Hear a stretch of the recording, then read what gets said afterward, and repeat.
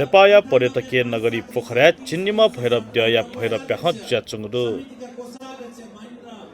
खुदे छक जुइगो भैरव प्याख वंगु मंगिर 15 गते निसे भिन्डया देग न्हने हुइका सुरु आगु ख